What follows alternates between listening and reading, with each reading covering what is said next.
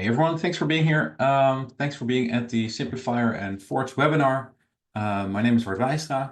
I think it's 2 past the hour, so let's get started. Thank you so much for being with us. As a customer, as a user of the platform, it's very good to see you all.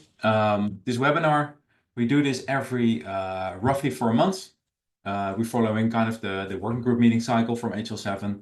So you're always up to date with the latest that's going on in our platform and in the Fire world. We hope to introduce all our latest developments to you here. Of course, we try to blog about them and put them on our socials, but here's where you get the full overview, and we also like to share what's next and get your feedback on them, and hopefully open some kind of discussion. We have the chat open. You should be able to use that. We have the Q&A option in Zoom where you can put any questions so we can get through them. So please use them. This is really your meeting to stay up to date for everything.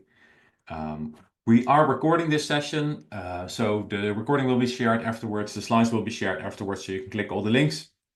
And if you have any further questions, you can reach out to me personally on these email address or anywhere on the socials, or of course the support desk. Matthijs is also here, happy to answer all of your questions afterwards. These email addresses will also come back at the end. So let's dive into it. This is our agenda for today. We have, as always, a little introduction. I'll try to share with you what I've seen in the Fire world, like events we've gone through and the takeaways from that. Share a few showcase projects from Simplifier with you to inspire you, hopefully. And then there's a little overview of what's next and what's coming. So we have some of our team members with us who will help me demonstrate some of them. We have some changes to our Simplifier entry plan, and we have a 60-day free trial that you may have noticed. Then my colleague Rob is gonna help you through some updates from Forge. We are able to do extension elements soon, and he's gonna explain what that actually means, and how to configure which files you want to have uploaded to Forge. I think there's more, but I forgot, and he's gonna come back to that. And then I'm gonna update a bit on the online resource editor that we've launched. So you can edit fish files within your browser. I know a lot of you have been waiting for this and would love to get your feedback on that. And then private package feeds, Paul is gonna take you through that. And then I'm gonna end with a few other things that we have released and what's coming up on the roadmap. And then there will be plenty of room at the end for questions and answers if we don't get around to that during the session. I see John already has a question on the working group meeting, whether there was any advice on moving to R6. I will come back to you, John. That's in one of my slides here about the working group meeting. This is the overview of all our tools, just to get your bearings again. We are right now here with mostly the yellow people on the left here, Fire data modelers, people who make their data model locally and then use Simplifier to share that with the world. That's what we focus on at this team. But FireD is much more than that. We also have a Fire server that you can use to implement these data models. And we have the open source.NET SDK that underlies all of it. And then we have, of course, people who can help you with consultancy in implementing this and training for everyone who wants to get up to speed with Fire. So we're going to focus on the yellow parts here today. Events. Well, there's 2 events I have on the past here. In February, I went to Lisbon for the European Working Group meeting, and the photos you see here on the right from my LinkedIn profile are also from there. I think it was a very exciting meeting. I think I really feels like Europe is trying to pick up the ball a bit now that we may not always be able to count on the US for leadership in this, but also with the EHDS, there's a lot of push coming for building European-wide health data exchange regulation, and they're trying to translate that into Fire. It's very exciting. A lot of people were there, and also a lot of people were also back at the international work group meeting that was in Madrid only last week. And on my next slide, I have some take-backs or takeaways from that. Then there's things coming up. There's Vitalis going on right now in Sweden. If you know about that, you're probably not at this meeting because it's going on right now. But my colleague Irene is there if you want to meet him. And then only 2 weeks after, we have Fire Dev Days coming up. Very excited about that. You can still sign up if you want to join. Yeah, there will be a lot of really interesting sessions. We have 120 plus sessions, all the fire experts there. Yeah, so if you're in the neighborhood and do anything with fire, I'd love to see you there. And then in September, there's another working group meeting. I didn't put the location there, but that's going to be in the US in Pittsburgh. And then the one in January is going to be virtual again in the Eastern time zone. So nicely in the evening for us. Then from last week's Madrid working group meeting, and also coming back to John's question, yes, the R6 timeline has been updated again. You see a little screenshot from the Confluence page that describes this. In January 2026, we're going into the first normative ballot. So right now, the first draft ballot for ballot 3 is going on. The first normative ballot is going to be in January. That means if you want to change anything to the fire spec, you need to get those changes in very soon and approved even earlier. But then, yeah, we're going to go through comments, of course, on those ballots, and then more normative ballots as needed. I think currently there's 3 tentative normative ballots here in the pipeline. What I hear from people is that that's probably not going to be enough. So I wouldn't expect R6 to be released anywhere before 2027. So if that's the timeline you can wait on, you can of course see if you can use an early version of R6. We're also going to look at an early version of Forge for R6, for example, if you want to play around with it. But on adoption, well, on the one hand, it's definitely going to be the next R4. So it's going to be the one big normative release where we're going to add a lot of resources, make them normative, and not going to break them again. So it's going to be a really stable release. It's going to be one of the big long-term releases. On the other hand, I hear from, for example, US Core that until 2028, they're not planning to move past R4. So it could be a while before, especially the countries that already invested big in R4, like the US and Germany, the Netherlands, the UK. It may take a while before they decide to move on. But I can very well imagine that if you are in your country starting with fire, that R6 will be way easier to adopt. I know some of you already went with R4B and R5, like Portugal and Estonia. But R6 is going to be an even more stable release. So yeah, that's I guess what I can say on R6. Then there are some other things. I'm sure I've said this before, but cross-version extensions are now very close to a final or their first release basically for review. Cross-version extensions means I want to, if you want to use a resource that is in R4B or an R5 or even R6, and you want to use that with an R4, there is a canonical way of doing that. Making an extension that basically says, oh, I want to use this element that wasn't yet in this resource. And the canonical way has always existed, only the edge cases have been very difficult. Now they think they've worked through that, so they're going to release a package with basically, if you want to use this element that was introduced in R4 in your R4B in your R4 patient, this is how you would do it. So that's hopefully going to come soon for review. I imagine Gino's working on this and probably trying to release that before Dev Days or around this time. Yeah, and then there was a lot of discussion going on multiple inheritance. That word is a bit overstating it, but it's quite a common use case where people may want to have a profile or an implementation guide that aligns both with, let's say, their national specification, but also with the international IPF specification or the international lab specification. It's a very common use case, and Fire doesn't have a great answer to it right now. So there were some discussions on this. Should we take that even further? Right now we have kind of 3 options. Inherit obligations, complies with, and impose profile. They're all pretty experimental, I think. But impose profile is currently the closest that we come to the effect of multiple inheritance, where you can say, okay, my real parent for this profile is the Dutch NL core patient, but if you want to be compliant against this profile, we're also going to validate you afterwards. against this IPS patient. So it means that the burden is on the author to actually make sure that that's possible, that they're both compliant with each other. And hopefully at some point we can help you with some tools to figure out whether that's actually possible. There's some tools to help you compare resources. Probably going to do a blog post on this in the not too distant future. But please do ask me if you have more questions about that. Okay, two more things I want to share is some showcase projects from Simplifier. On the left here, we have the first project from the Women for Fire initiative.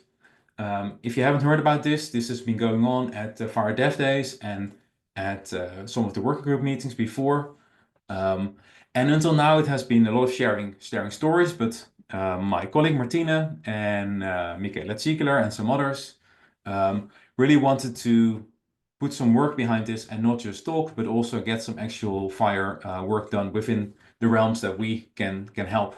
So they worked on, let me see if that's, I should have that open here.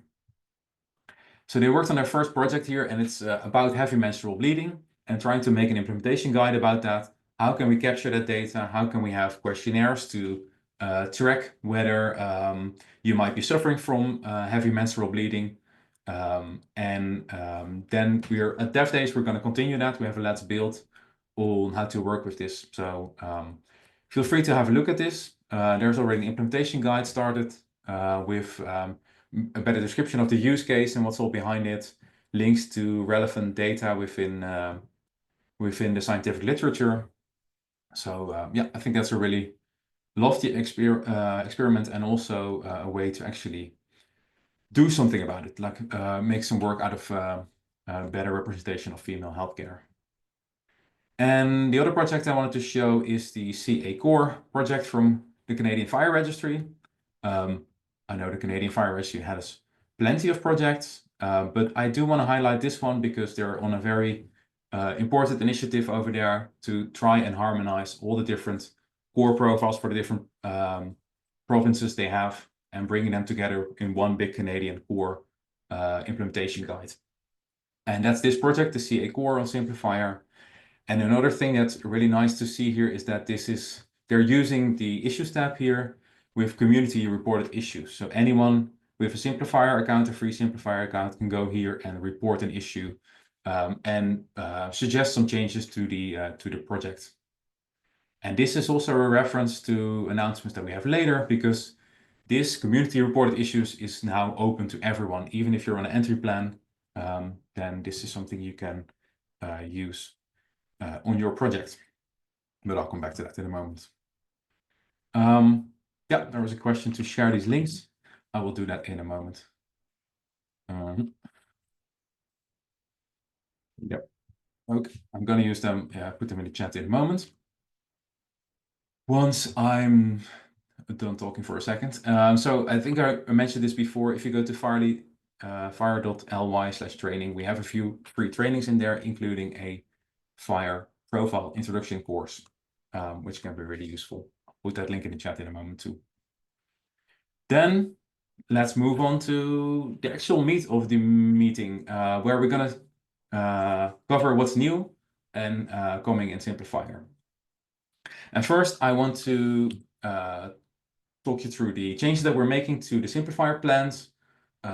I should iterate that this is mostly relevant for people on the entry plan. So on the free plan, when you just create a Simplifier account, we're making some changes there.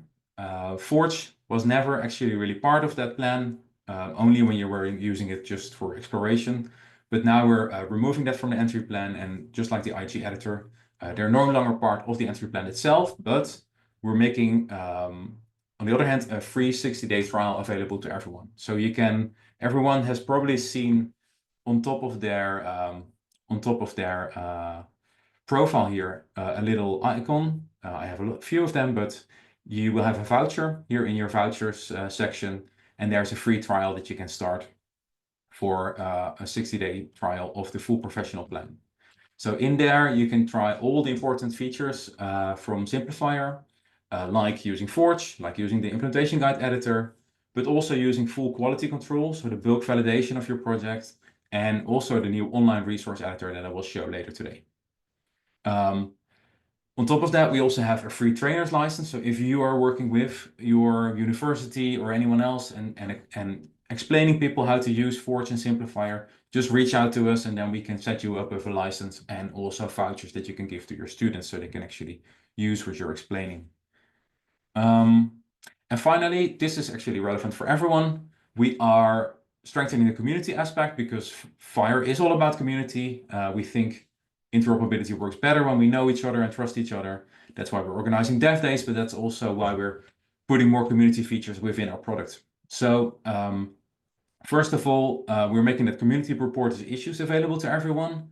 So on your project, you will now be able in the settings, or it might even be turned on for you, to report issues, to let anyone report issues on your project. So if you go to the issues tab, anyone should say the create button here. And this is also something you can advertise and share that link with other people, and tell them to review your resources like a ballot and give feedback on them. And then finally, also in the community section, if you go to your account settings, you can now update also your affiliation and your job title. And that's something we can show on your public profile. And that will help you reach out to people and get contact with other people. On every profile, we have a button for you to reach out to them.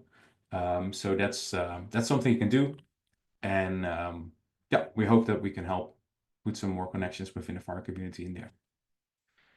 Okay, that's finally for me an opportunity to give it over to Rob. Rob is going to share some updates from Forge, extension elements, default package dependencies. That was the one I missed, and the upload ignore file.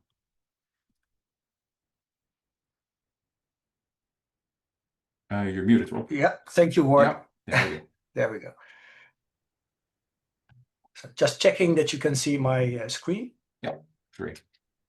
All right, so I'll start first with the project dependencies. When you create a new Fire project, we now have as a default, the extensions package. They're selected for you. We also added the option if you want a different version or if there's a new version released somewhere in the future, this dialog will be updated with the latest version. So when you create new projects, the extensions package will be included if you leave the selection box selected. So that's new. The next thing I want to show you is all about extensions on elements. Those sections are displayed with a light blue background so that you can easily see places where extensions have been added. You also see a little list button. That's actually a button to show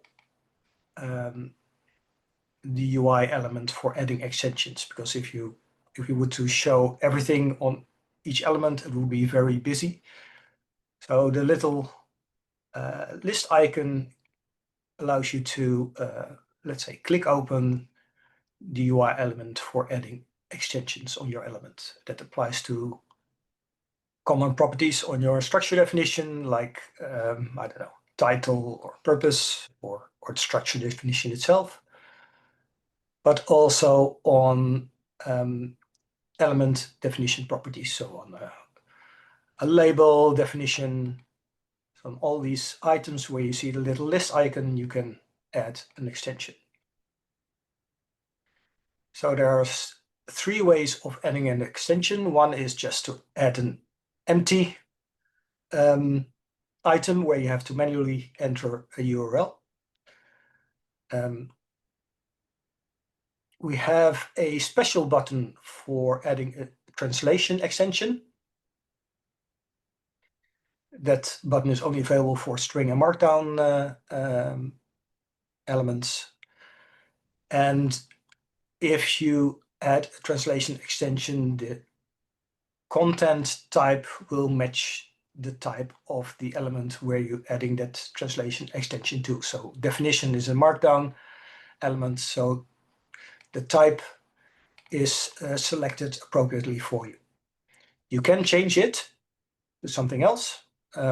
It's not, I think, a recommended way of doing it. It is technically allowed, but if you can have markdown in your original element, then you should be able to have markdown in your translation as well. Yeah, I think Lloyd said we cannot prevent everyone from shooting themselves in the foot. No.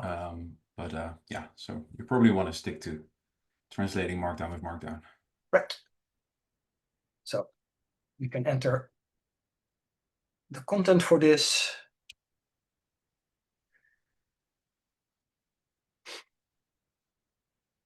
And of course, you can add another extension for another country if you want.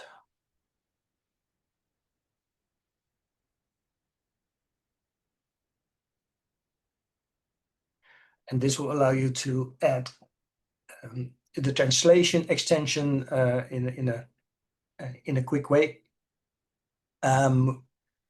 We have added an option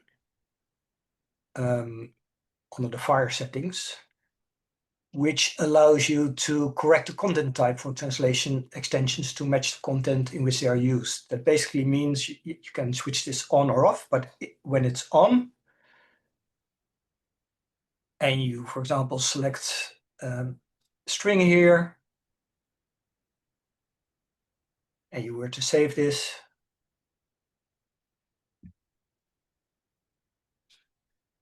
and then reload.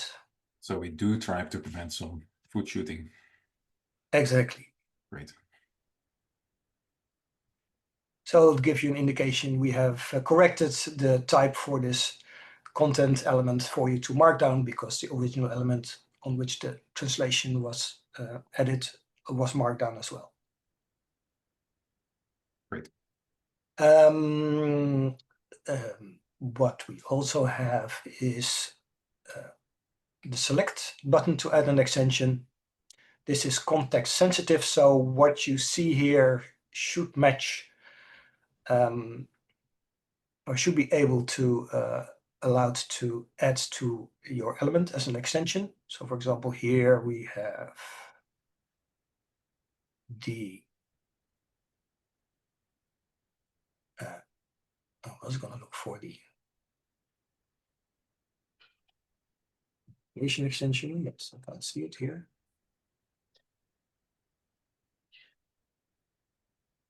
Okay.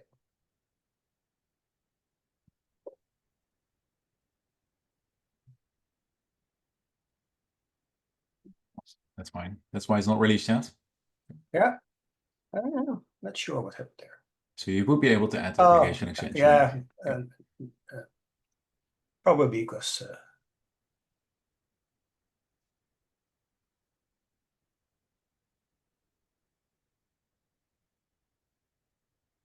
of course it worked before giving this demo. Yeah, no worry. Maybe you can just show how it's how it will show up once you do that. So I do have a patient where I did define the obligation extension. Mm-hmm. So it is there. The obligation extension is a complex extension. So there's a lot of elements you can define. Some of the elements are mandatory, some are, you can have multiple elements for them. And what we have done is to be able to manage that. You will see here items that are that you can add if it's supported for multiple items. For example, if you can add multiple processes, or another code. It will show you if an item is mandatory and you haven't filled in the value yet.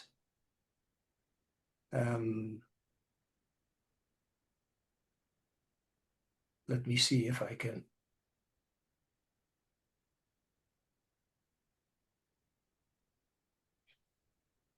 It's not showing up. I think we should probably anyway speed up a little bit. Okay. There's one thing I want to add here is that when showing information here, it can be a lot. So we have options, default options on with shortcut keys to collapse or show the information for extensions. So on command only means that you only see extensions when you push the little list button. So you can quickly toggle between turning the display of extensions on and off. Also applies to element ID and also whether or not to expand extensions when you load a resource. So by default, they're not expanded, but when you want to see constrained extensions or extensions that you added to your resource, you can turn that option on.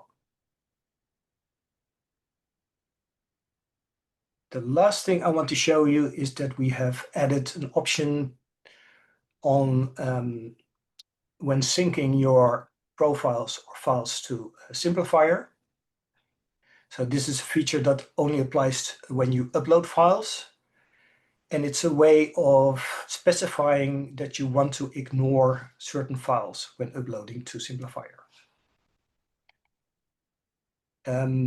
So for example, here we have specified the exact files and folders, and everything that's not matching this description will not be uploaded to Simplifier when the file is not tracked. So if you have temporary files or IG Publisher files that you don't want in your Simplifier project, you can specify here your masks, patterns, and folders so that those files and folders will not get uploaded. There's a little stop sign there which says this folder is ignored. So when you synchronize to or want to synchronize to Simplifier, it will show you that some files will be ignored. You can actually see what files will be ignored, and those files are not uploaded to Simplifier.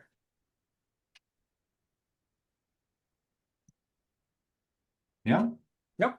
Very nice. Did you already show how it will show in the rendering to have an Oh, obligation yeah. extension? Okay. That's a very... I did not show you yet. Because being able to add an extension is Right. only useful. This is actually an example where the obligation extension is defined on the structure definition itself. So it specifies here what elements the obligation actually applies to. For example, patient identifier. And in the rendering, you will see that there's a little table showing what obligations there are for patient identifier. And there's also the little O for obligation in the tree. And there is a, right. Nice. Yeah. Nice icon showing that there are obligations there. So I think I've spoken to some people before. I mentioned that this would only work when you put them directly on the element, but now I've learned, working with Rob here, that it also works when you specify them on the root. So that's great. Yeah. Thanks, Rob. You're welcome. Shall I take back the screen share? Yes, please. Okay. There we go. So just summarizing extensional elements, we're going one level deeper, being able to add them within your element definitions. A few important ones are translations and obligations that people have asked about. There's more. And we also render those within Simplifier soon. Then this is all coming with the June release of Forge, roughly. And then, yeah, default package dependencies, you saw that. Maybe at some point we want to extend that with like the default ones per country. But this is currently per fire version. And then the upload ignore. I know everyone who is combining the IG Publisher and Simplifier would really be happy with that. So you don't accidentally upload your entire output folder to Simplifier. Great, thanks, Rob. I'll take it back now with the online resource editor. Speaking of fish files, we have a, of course, you are familiar with the IG editor in Simplifier. And this is basically really familiar like that. So you see files on the left, or the file here hierarchy on the left. You see the rendering of the file in the middle, and then a preview on the right. I'll come back to this overview in a moment, but let's go to one of my projects here under Acme. And in this project, I have some fish files.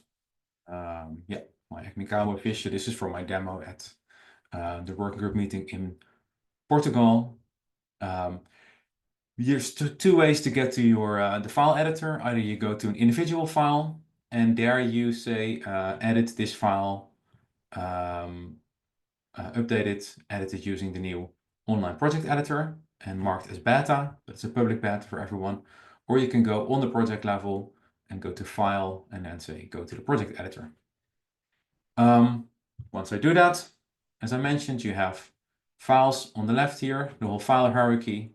And then if you click a file, you will see the content of the file here in the middle and the rendering on the right. It works for all kinds of files, so it's definitely not limited to fish.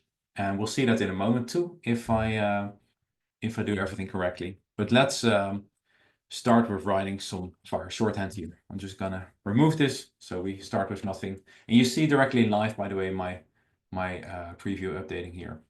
So I think one of the difficult things, fish is of course very, very loved by many people, and it's nice and short, and it's easy to put in your Git to get some useful diffs, and you can use these wonderful rules and abbreviations for common elements. But it's also sometimes tough that you start with a blank file and you don't know what to type.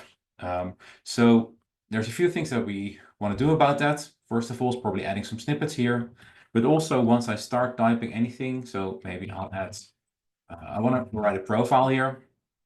And then we'll see anytime you stop typing, if you have this little fast forward icon on, our Sushi will run over it, and you will directly get feedback like my profile is expecting something behind this. So let's say, okay, I want a profile, I want to name it profile. And now we'll see, hey, you're trying to write a profile, but you always need to define a parent then. So here I would say, okay, my parent is a patient profile. And now we have our first little profile defined, and we can see my screen is a bit small here. But if I would have a bigger screen, I would see both the rendering here, but also the JSON and the XML output from this resource. And the nice thing is also that I can see, okay, patient. I wouldn't know what elements are within a patient if I couldn't see that. So I opened the patient in a new tab here, and we just see a rendering of the core Fire patient, and we see what all the elements are within this patient, like ID, name, once it has been rendering that. And that will give us a really nice overview of the elements that we can actually use. Yeah, there we go. So name, gender, okay. So then I could say, okay, name is 0 to star. Well, maybe in my use case, I want to make name 0 to 1. And then we directly get an answer here and a review. And that's as quickly because we can write some Fire shorthand. And we'll run Sushi all the time. And I'll just copy back the entire file that I had before. Because here I've created some a code system and a value set out of that, and then an extension that uses the value set, and then the profile that uses the extension. And then I have some instances here. You don't need to write this all in one file. We support splitting this out over multiple files, just like Fish does. And you can give your package dependencies in package.json, and we'll also use those. And I think you can also see the power here of using both side by side, because Sushi will try to do a lot of validation for you. Like if I just type some garbage here somewhere, it will definitely tell me that that's not allowed.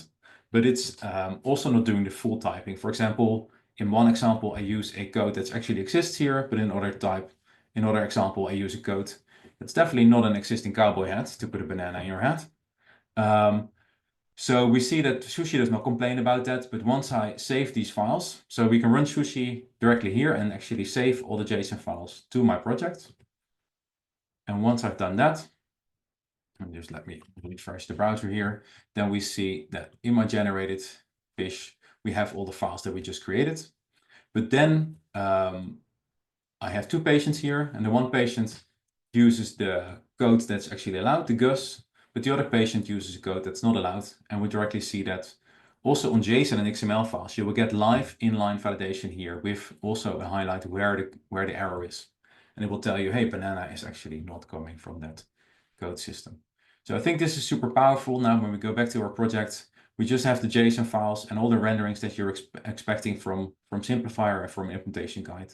And that means you can also build just a normal implementation guide around that, just like how if you would use JSON files uploaded from using Sushi locally or from using Forge. Yeah, so I think that's super powerful. You can directly do this in Simplifier and you don't have to install anything.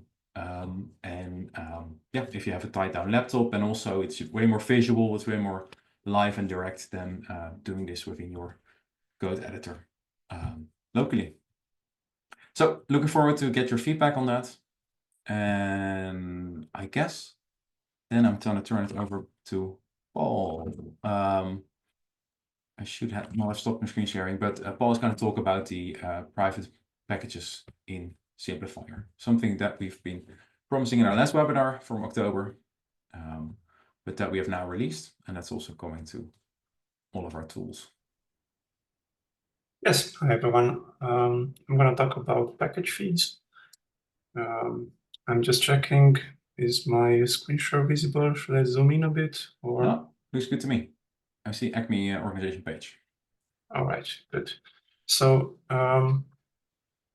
I'm going to talk about private packages. Now, private packages existed in Simplifier before we started to introduce package feeds. But private packages had some limitations before. So for example, you couldn't have your project depend on private packages. You couldn't build private packages on top of other private packages. And also, for example, you couldn't use a private package as the scope of your implementation guide. Now, with the introduction of package feeds, all of that is possible.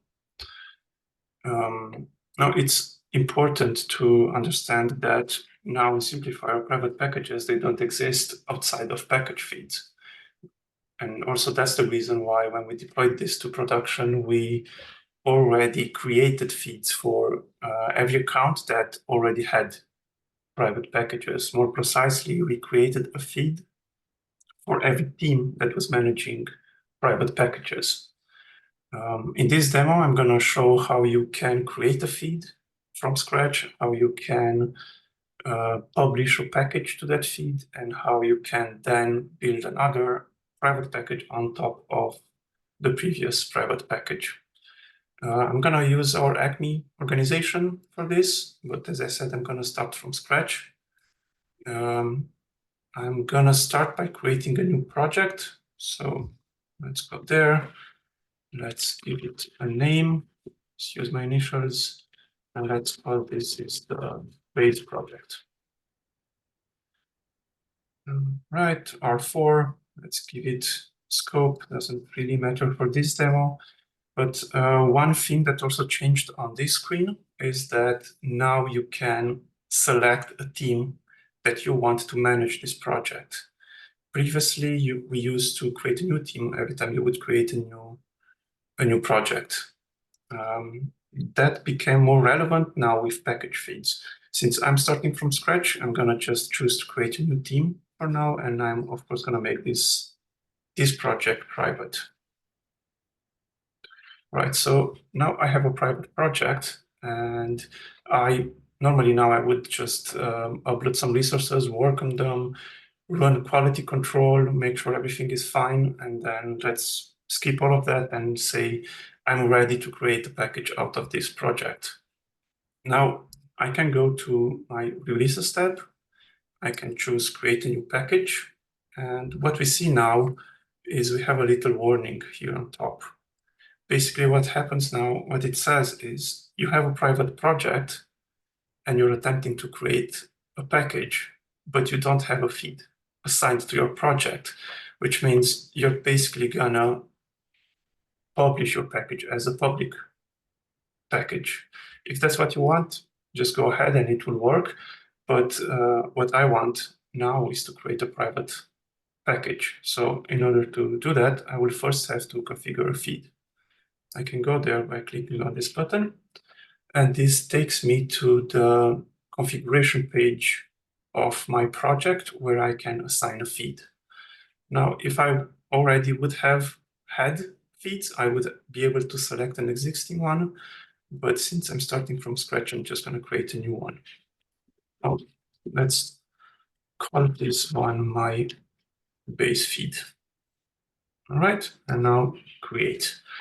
So what happened now, I created a feed for my project. It was already assigned to the project. I can see the link here. And I got redirected to the dependencies page of the project. And that's really important because a feed is basically the source from where all the dependencies of your project are going to get pulled from. So whenever you make changes to the feed of your project, the dependencies that you have might not exist in that new feed or in your new context. So that's why I see here a warning that says, well, your closure is invalid, so you should run restore in order to pull all the dependencies and try to resolve them. In my case, I only have a dependency to the core package, so everything just resolved correctly. Now I can go back to Releases tab and I can click on Create New Package. This time I have no warning anymore, and I can see that the target of publication for this package is now the feed that I just created. Let's give a name to this package.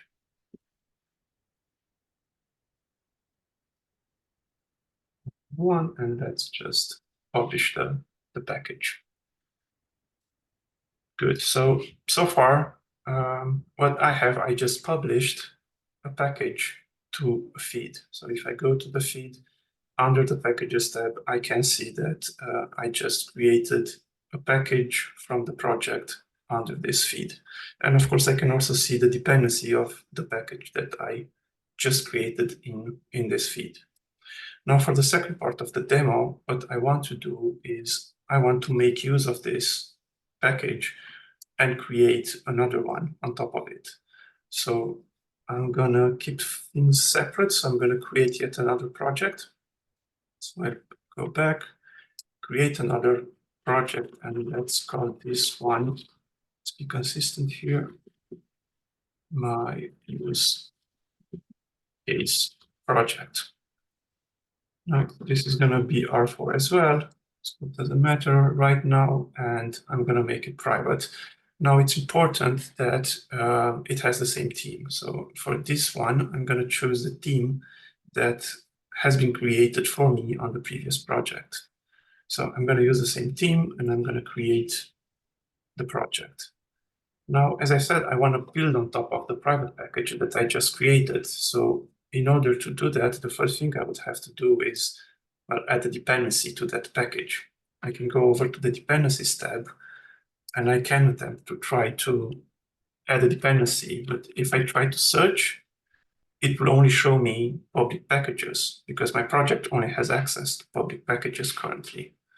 But I do see that there's a private packages item right here. I can click on it and I see a little message that says, well, you can use private packages, but you have to configure a feed first.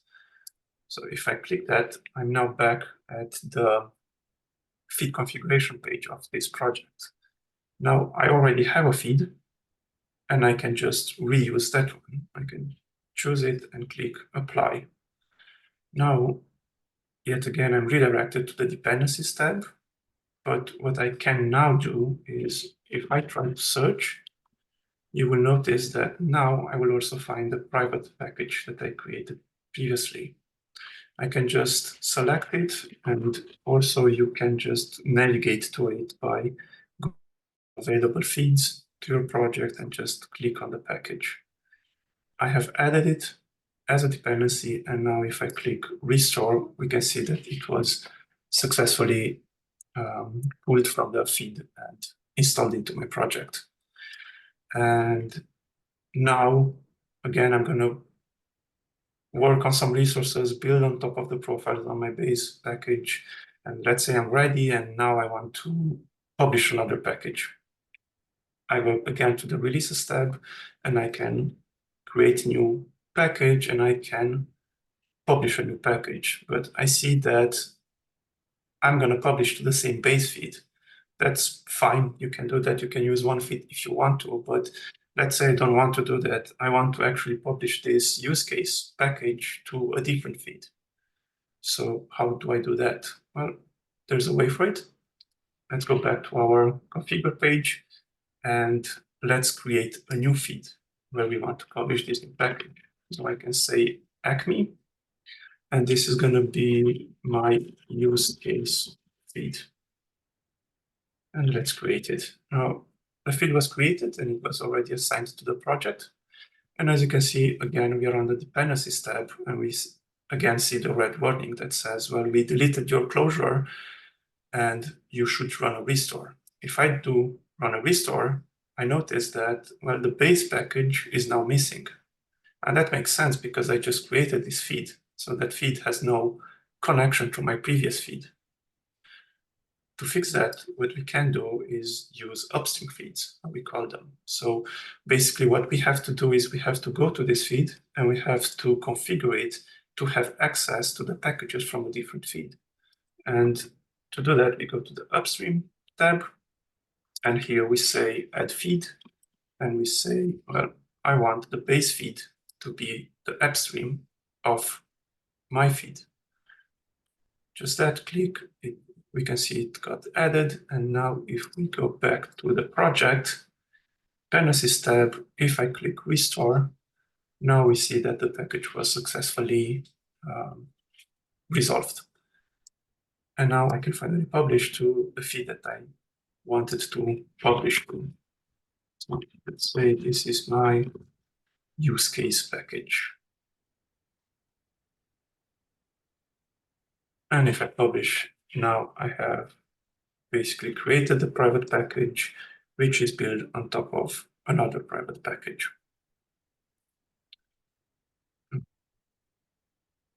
You go back to my project, and of course, another thing that you can now do is you can also use private packages to as the scope of your implementation guide. So I'm just going to create really quickly a implementation guide.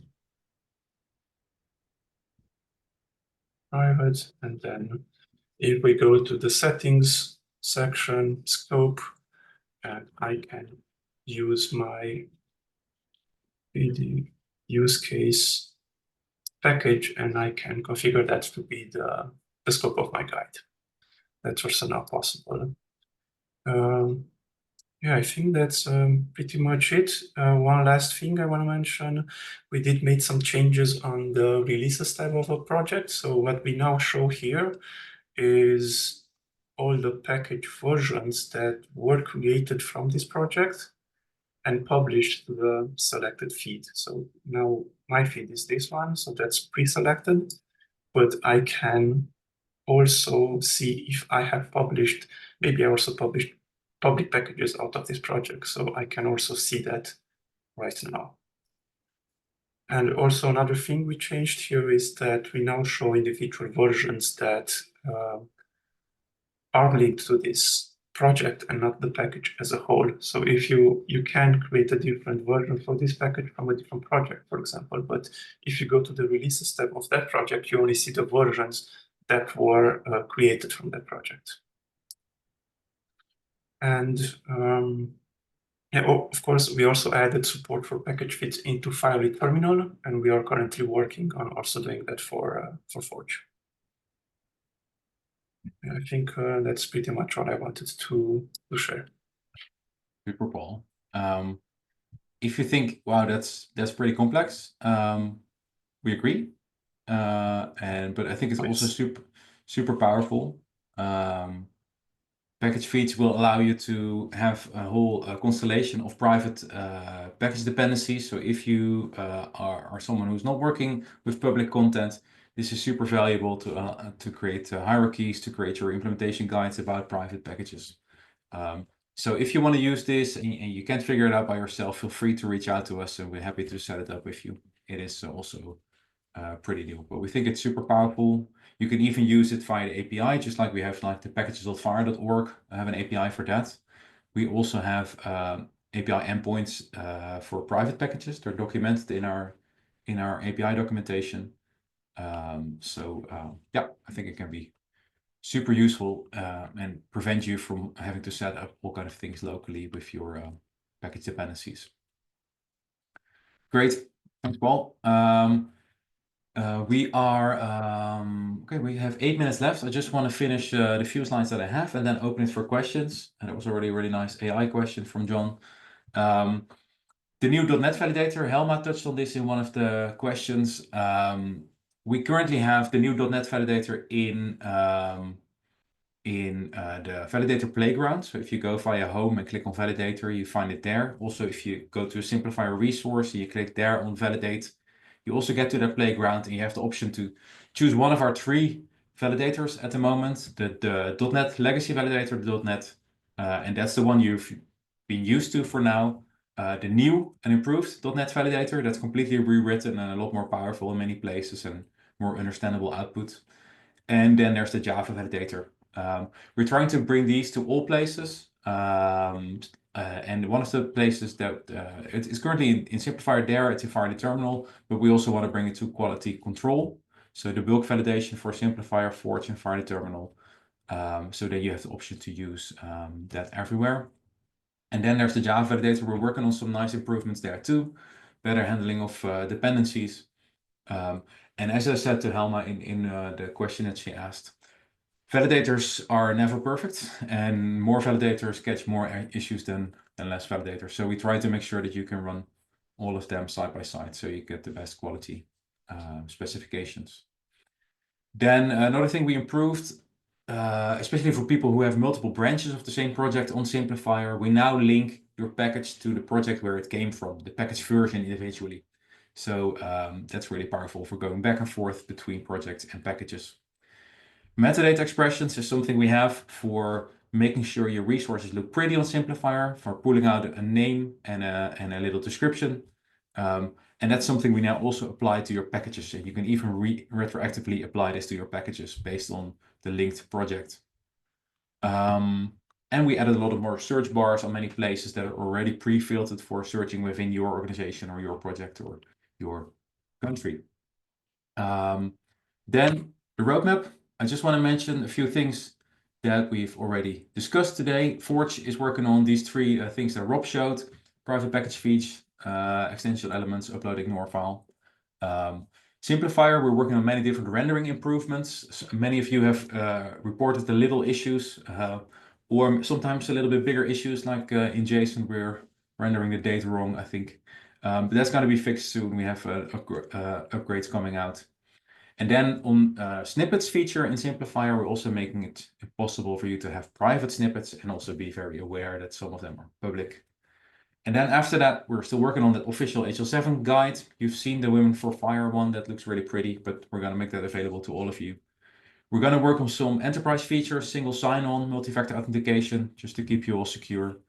And then possibly also an R6 version of Forge, so people can start playing around with that. Good. And then, of course, your feedback, because we're building this for you and we hope to make your workflow more efficient. So this is where we open it up. I see Walid has already raised his hand for a while, or their hand. I can try and see if I can allow them to talk and jump in. Hi, Walid, did you want to ask a question? Feel free to unmute if you do so. And otherwise, everyone is also able to ask the questions in the Q&A or in the chat. If you have any, we have 4 minutes left.